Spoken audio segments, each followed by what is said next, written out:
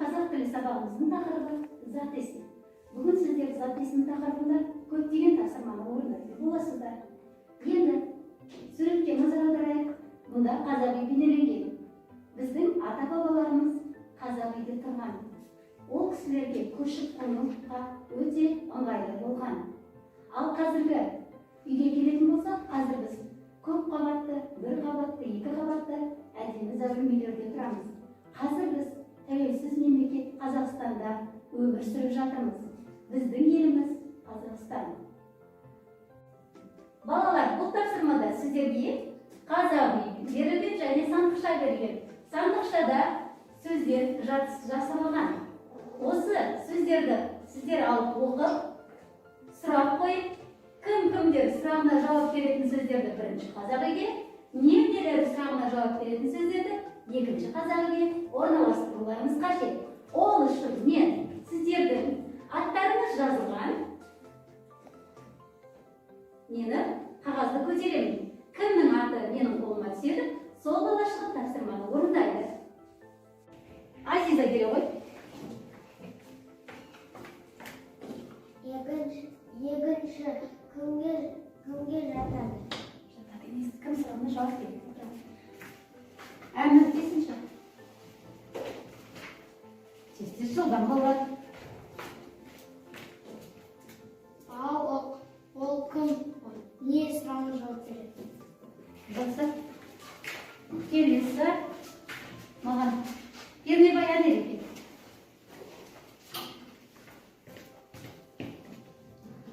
Оқимыз, қандай сөз жазылған?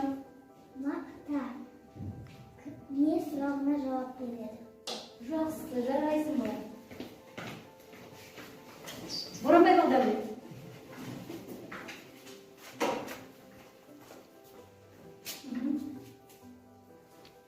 Ана, ол не жауапқа жатады?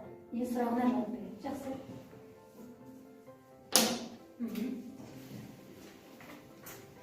Тұрсынғазы сезім.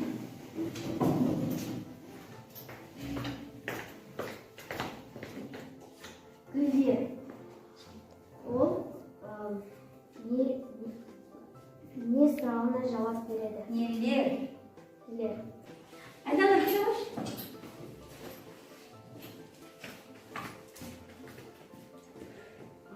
Ағаш. Ол не сұрағына жатады? Гектор Картас келе ғой.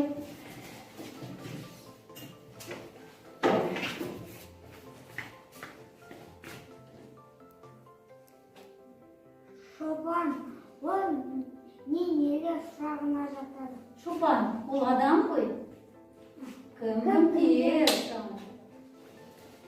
Мына сол келе ғой.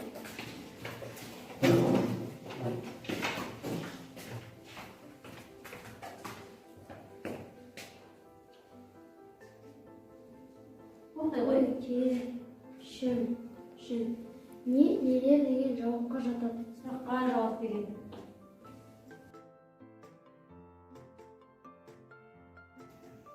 Балалар, оқулықта 88-ші тақырыптағы 15-ші жаттығуды барлығымыз жұмбақты мәнерлеп оқып көрейікші.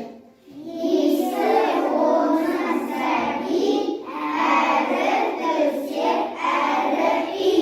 Жұмбақтың жауабы не екен балалар, білеміз? Бесік. Бесік сөзі қандай сұраққа жауап береді? Айданып тұра қойшы. Бесік сөзі не сұрағына жауап береді? Жақсы. Тағы да кім толықтырып айтып береді маған? Бағдәулет тұра қойшы. Бесік сөзі не жауабына жатады? Жақсы. Айше толықтыр. Бесік сөзі не сұрағына жауап береді? 16-шы жаттығу сурет бойынша маған әңгімелеп береді. Бегімбек Әбілмансыр. Ол суретте бесік салу рәсімі туралы бейнеленген. Баласы көп әжелер, жас келіншектер жиналған. Мұнда үлкен азамат бол деп әжелер баланы бесікке бөліп жатыр.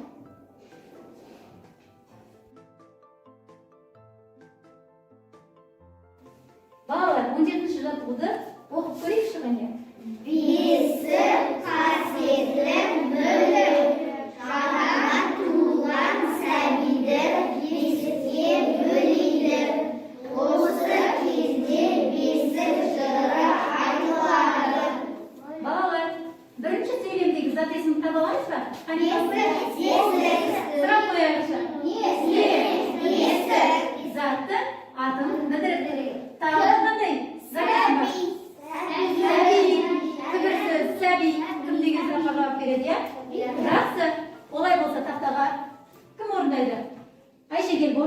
төртінші сөйлемді.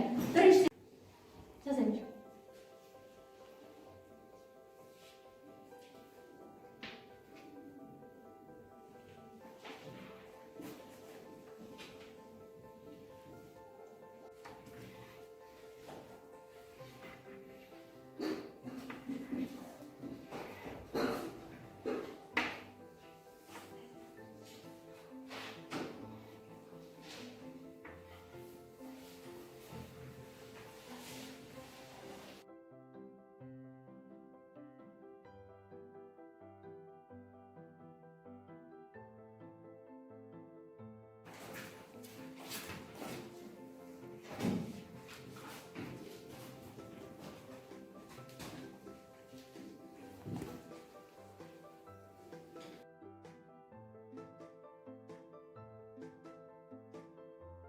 Салт дәстүр және ауыз әдебиеті бөлімінде сіздер қазағымыздың салт дәстүріне өтіп жатырмыз, балалар? Осы салт дәстүрге байланысты салт дәстүрдің аттары берілген және сол салт дәстүрге байланысты сөздер берілген. Осы сөздерді сіздер сәйкестендірулеріңіз қажет.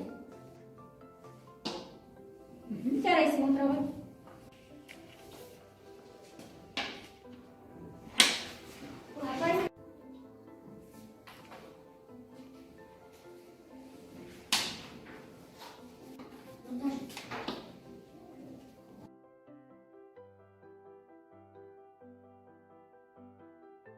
Наурыз мерекесінде ұлыс оң болсын деп бір-біріне жақсы тілектер айтады.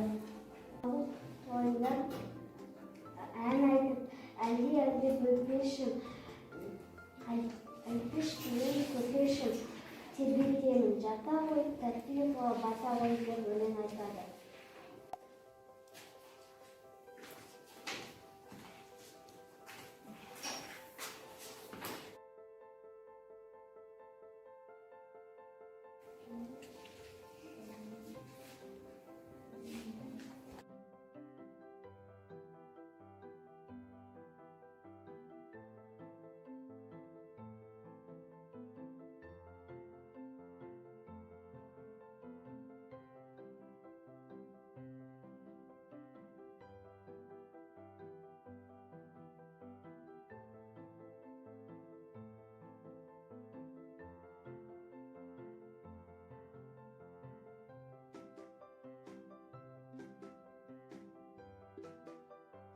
Адамға қатысты сөздері кім деп сұрақ қойылады, ал жануарлар мен заттарға нелер сұрағы қойылады. Адамға қатысты сөздерді кім деп сұрағына жауап береді, ал заттарға, жануарларға нелер сұрағы жауап береді. Мысалы, кітап, не, кітаптар, нелер, мұғалім, кім, мұғалімдар, кімдер. Заттың аты білдіретін сөздерді зат есім деп атайды. Зат есімге кім, кімдер, нелер деген сұрақтар қойылады.